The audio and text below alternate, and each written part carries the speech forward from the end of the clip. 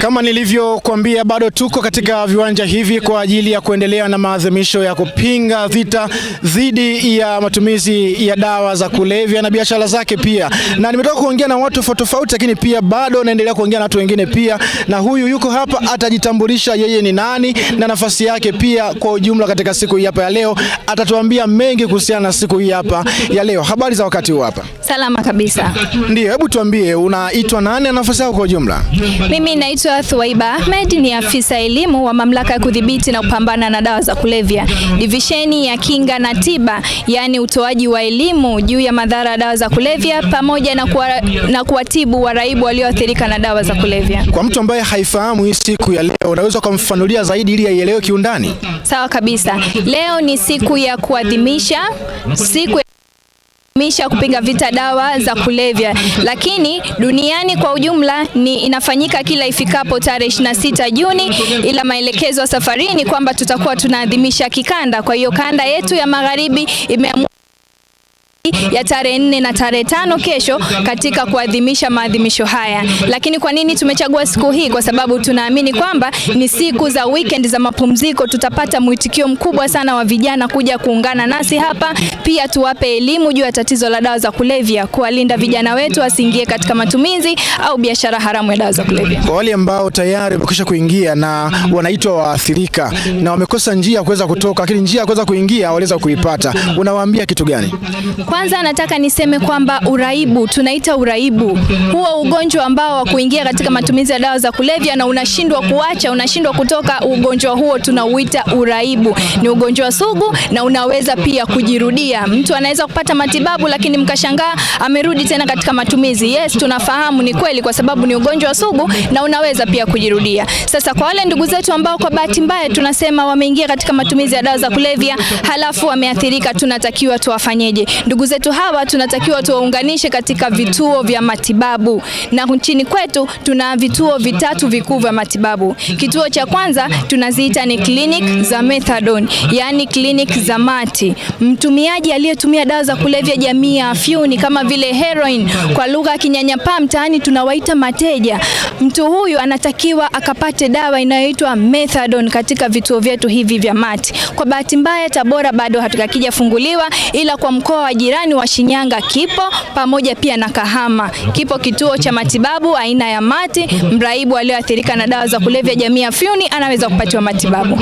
Lakini kituo cha pili tunaziita ni nyumba za upataji nafuu, kwa jina la Kiingereza ni sober houses. Kwa bahati mbaya serikali sasa hivi ndio ipo kwenye ujenzi wa sober house ya serikali. Zilizopo sasa hivi zote zinamilikiwa na watu binafsi, kwa hiyo zina gharama. Ila ile nilohitaji ya kwanza, Mat Clinic, haina gharama yoyote, matibabu ni bure. Ila hizi nyumba za upataji nafuu zina gharama zake kutokana na kwamba zinamilikiwa na watu binafsi. Kwa hiyo mraibu aliyoathirika na matumizi ya dawa za kulevya aina yoyote, iwe bangi, mirungi, pombe, sigara, anataka kuacha hata ugoro, basi anaweza kupata matibabu katika nyumba za upataji nafuu. Lakini kituo chetu kikuu na cha tatu ni vitengo vya afya ya akili, ambapo vipo katika hospitali za rufaa za mkoa, za kanda. Kwa hiyo ukienda kama hapa Tabora, hospitali ya Kitete ina kitengo cha afya ya akili. Kwa hiyo mraibu wa dawa za kulevya pia anaweza kupelekwa pale na kupatiwa matibabu. Tumeeleza jinsi ambavyo atakavyoweza kutoka huyu ambaye amekuwa mraibu katika eneo hilo. Sasa hebu gani hasa ambacho kinasababisha vijana wengi kuingia katika janga hilo? Asante sana. Sababu zipo nyingi sana, lakini sababu kuu moja hapo ni msukumo rika. Vijana wengi wanaingia katika matumizi ya dawa za kulevya kutokana na ushawishi wa vijana wenzao, hususan wakiwa wamekaa maskani au hata vijana waliopo chuoni. Basi kama yeye hatumii dawa za kulevya, anaweza kushawishiwa na mwenzake ambaye anatumia, na yeye akajikuta ametumia dawa za kulevya. Lakini sababu kuu ya pili ni upatikanaji rahisi wa dawa za kulevya. Kwa bahati mbaya dawa kulevya aina ya bangi inamea nchi nzima, kwa hiyo hata upatikanaji wake unakuwa rahisi. Mamlaka inajitahidi kutumia nguvu zote kuhakikisha kwamba tunateketeza, tunaharibu mashamba haya ya bangi, lakini bado bangi inalimwa katika milima mbalimbali, kwa hiyo nchi nzima inaweza kumea. Kwa upatikanaji wake rahisi ndipo pia inapelekea watumiaji kupatikana. Lakini sio hivyo tu, bali pia kuna kitu tunasema kurithi vinasaba vya uraibu. Inawezekana hata wewe ndugu mtangazaji hapa una vinasaba vinasaba vya uraibu, lakini hujui vinasaba vya uraibu ni pale ambapo mama mjamzito kama alitumia dawa za kulevya, basi pia kuna possibility kubwa ya kumzaa mtoto ambaye tayari amebeba vinasaba vya uraibu. Mtoto huyu atakapopita kwenye mazingira ambayo dawa za kulevya zinatumia, basi anaweza akavutiwa na yeye pia atumie. Ndio maana tunawaambia sana wazazi tusitumie dawa za kulevya, hata zile ambazo kisheria nchi zimeruhusiwa kama vile pombe, basi wasitumie, hususan wakiwa wajawazito, wasitumie mbele ya watoto kwa sababu kuna kurithi vinasaba. Lakini sababu kuna ya mwisho ni imani potofu. Imani potofu ni kwamba vijana wengi wanaamini akitumia dawa za kulevya itamletea nguvu, itamletea ujasiri. Naweza nikasema kwamba sort of inaweza ikamletea ujasiri, ni kweli, ni kwa sababu tunasema bangi ni bangue. Tayari ishakuharibu mfumo wako wa fahamu. Ni lazima utafanya vitu ambavyo ukiwa katika hali yako ya kawaida hujatumia bangi huwezi kuvifanya. Yes, hizo ni sababu ambazo zinaweza kumpelekea mtu akaingia katika matumizi ya biashara dawa. Una washauri kitu gani wa Tanzania wote kwa ujumla, wale ambao wameingia, hawajaingia na wale ambao wako safi na salama, yani kwa ujumla unawashauri nini wa Tanzania kupitia siku hii ya leo? Mimi kwanza napenda nitoe wito kwa wazazi. Wazazi tusiwaachie mzigo wa kulea watoto watu wengine. Wazazi wengi tumekuwa tukiwaachia mzigo wa ulezi wa watoto walimu mashuleni, kwa sababu mwalimu ndo anakaa na mtoto siku nzima shuleni, lakini na muda mchache nyumbani na mzazi. Kwa hiyo mzazi anaona kama jukumu, hata ikitokea mtoto amefanya vitendo vibaya anaenda kulaumu shule, mwalimu kwa nini amefanya hivi? Hapana, sisi tunapaswa walezi, sio wazazi tu, bali na walezi pia watoto wetu, vijana wetu. Wazazi tunatakiwa tuwasimamie vijana wetu kwa kuwapa elimu. Sisi wenyewe pia tunatakiwa tuwe tunakaa chini na watoto wetu, tunawaambia kwamba kuna 1, 2, 3 zinaleta madhara 1, 2, 3. Kwa hiyo nasema kwamba mzazi usimwachie mtu mwingine akulelee mwanao, bali hilo jukumu linaanza na wewe kwanza. Kwa wito wangu jamii kwamba tunatakiwa kuhakikisha kwamba sisi wenyewe kwa wenyewe tunachungana na kupeana elimu, tusiingie katika matumizi au biashara dawa za kulevya. Lakini naomba nimalizie kwa kutoa wito pia kwa jamii, wasisite kutoa taarifa kwa wafanyabiashara wa dawa za kulevya, kwa sababu ndio watu ambao wanatuharibia jamii yetu, ndio watu ambao ya bure ya mamlaka 119 haitumii salio lolote. Piga simu kwa mamlaka kutoa taarifa juu ya wafanyabiashara wa dawa za kulevya.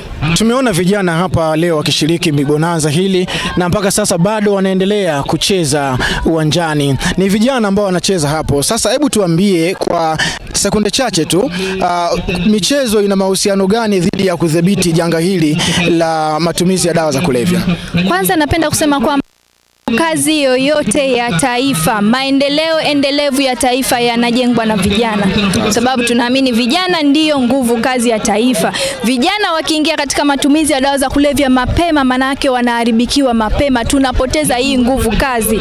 Taifa lolote endelevu ni lazima liwe na vijana wenye nguvu, uimara. Ndio maana tumechagua sisi kama DCA Kanda ya Magharibi kutafuta platform ya Bonanza, kwa sababu tunaamini tutapata vijana wengi. Sasa tunataka kuilinda hii nguvu kazi ya taifa. Tutailindaje? Kwa kuwapa elimu juu ya tatizo la dawa za kulevya ili wasiingie na kutengeneza kizazi ambacho kimeharibika.